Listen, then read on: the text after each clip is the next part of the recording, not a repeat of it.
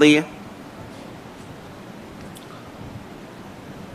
आपल्याकडची संत परंपरा महाराष्ट्राची कुठेही तुम्हाला सापडणार नाही।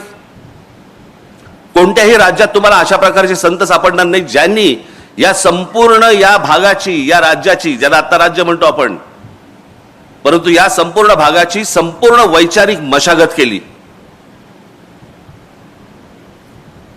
सर्वांना जातीपातीपासून दूर लोटलं, त्यातले भेदभाव सगळे काढून टाकले।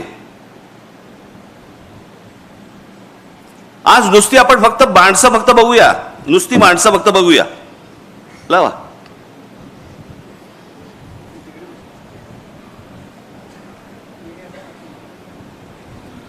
संत ज्ञानेश्वर, संत तुकाराम, संत रामदास, संत जनाबाई, संत नामदेव, संत एकनाथ, संत नामदेव। आज जर समजा तुम्ही पंजाब मध्ये गेलात तर पंजाब मध्ये देखील त्यांचा प्रचंड मोठे आज त्यांचे भक्त तुम्हाला पंजाब मध्ये मिळतील। या लोकांनी हे संपूर्ण संत गाडगे बाबा, आज खरं तर सरकारची जी काय तो आहे ना, काय स्वच्छ भारत योजना, आज स्वच्छ भारत योजनेचा खरा सिंबल हा आमचे गाडगे बाबा पाहिजे होते।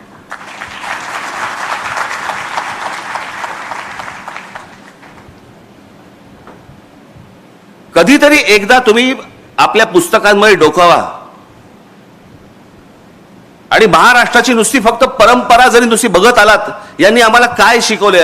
आज जे तुम्ही जगताय ना, आज ज्या वातावरणामध्ये, मी अनेकदा म्हणतो ना, हे बाहेरचे राज्यांमधले जे लोंढे येतात, बाहेरच्या राज्यांमधले लोक महाराष्ट्रामध्ये येतात, काय येतात? कारण जे महाराष्ट्रामध्ये वातावरण आहे ते भारताच्या कुठच्याही राज्यांमध्ये नाहीये।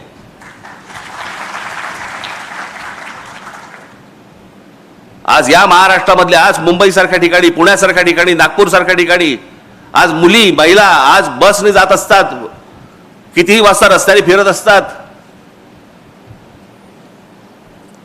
आज ह्या महाराष्ट्रामधला माणूस कधी त्यांना आज वेड्या वाकड्या नजरेने बघणार नाही, कधी त्यांना हात लावणार नाही, कधी छेडछाड करणार नाही।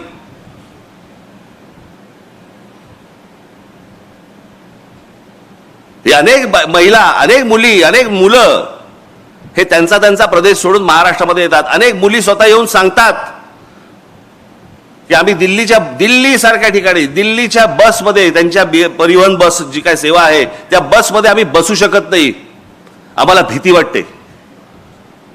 7 नंतर दिल्ली सारख्या ठिकाणी, देशाची राजधानी, 7 नंतर आम्हाला फिरायला भीती वाटते।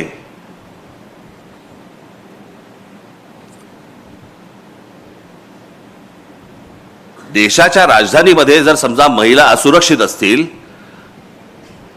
आणि त्या सर्वांना आज सगळेजण, आज तुम्ही मुंबईमध्ये बघा, हरभजन सिंग पासून सगळेजण आज मुंबईत स्थायिक झालेत। कोणाकोणाची घरं नाहीत म्हणून सांगा, सगळेजण आपापल्या प्रदेशामधून आले आणि इथे मुंबईमध्ये, पुण्यामध्ये स्थायिक झाले। का झाले?